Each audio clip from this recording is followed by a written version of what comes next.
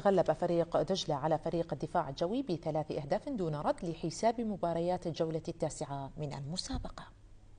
مباراة يعني تأخرنا بالتسجيل وضاعت عدد كبير من الفرص.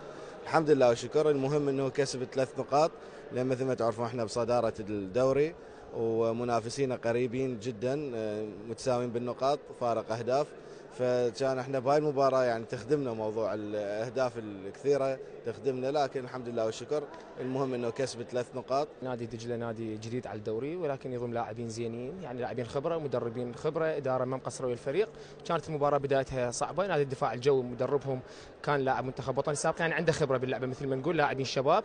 الحمد لله والشكر قدرنا. المهم انه كان هدفنا نحصل 3 نقاط من المباراة. الحمد لله قدرنا نحصل 3 نقاط، وان شاء الله نطمح نقدم اكثر واكثر النادينا ان شاء الله بالمباراة الجاية ان شاء الله. الحمد لله والشكر. هاي كرة قدم، فوز وخسارة وتعادل، والفريق المنافس مصدر الدوري ولاعبين وعناصر على مستوى عالي، لاعبين المنتخبات الوطنيه، لاعبين المحترفين، كادر التدريب على مستوى عالي.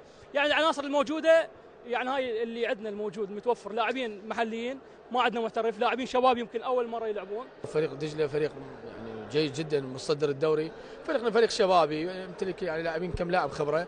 هاي اللي يستغل الفرص هو اللي 3 نقاط له، ونقول الحمد لله والشكر. قدمنا مباراه جيده، فريقنا فريق شبابي من اللاعبين يعني يمكن اول موسم ثاني موسم يلعبون بالدوري.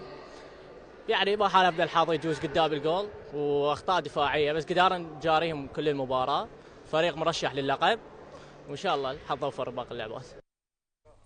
فاز نفط البصرة على آليات الشرطة بهدفين دون رد ضمن الجولة التاسعة من دور المحترفين لكرة الصالات.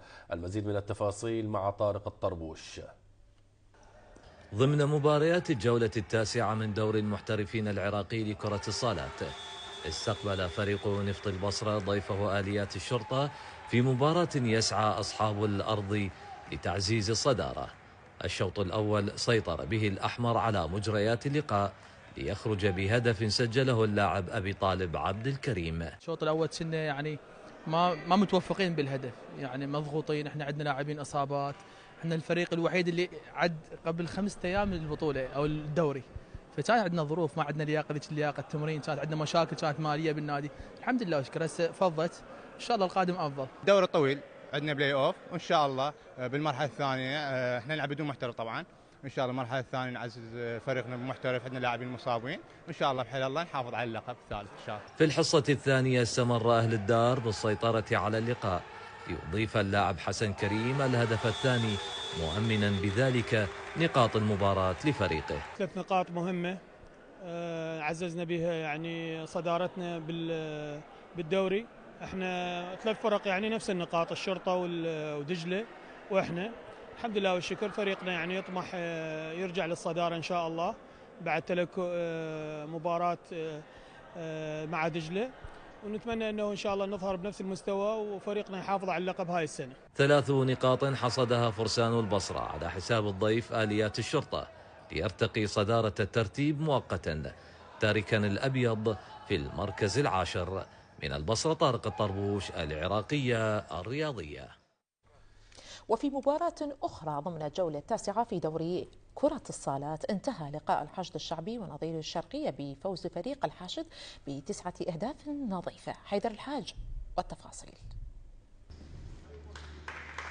ضمن منافسات الجولة التاسعة لكرة الصالات، التقى نادي الحشد على ملعبه نظيره الشرقية قادما من محافظة واسط. شوط تسيده أصحاب الأرض بالكامل، 4 أهداف وأكثر منها فرص ضائعة مقابل لا شيء للضيف الواسطي.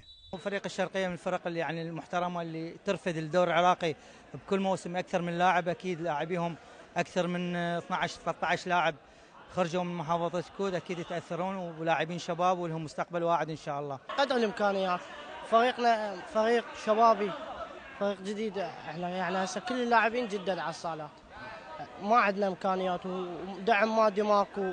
مع انطلاق الشوط الثاني زاد نادي الحشد غلته من الأهداف بتسجيله الهدف الخامس، ثم توالت الهجمات والمحاولات لتوسعة الفارق، وهذا ما تحقق إذ أنهى الحشد المباراة ب9 أهداف نظيفة. هجرة اللاعبين للأندية اللي مشتركة بدوري المحترفين، فاحنا بطور البناء، يعني لاعبين شباب ان شاء الله جايين نعدهم. احنا ما جايين ننافس حقيقة، ما جايين ننافس على دوري، ننافس على بقاء بالدوري. 3 نقاط مهمة.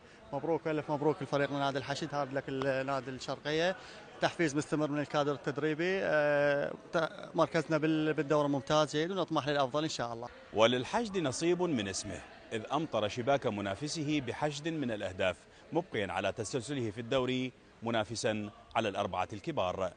حيدر الحاج، العراقية الرياضية، كربلاء المقدسة.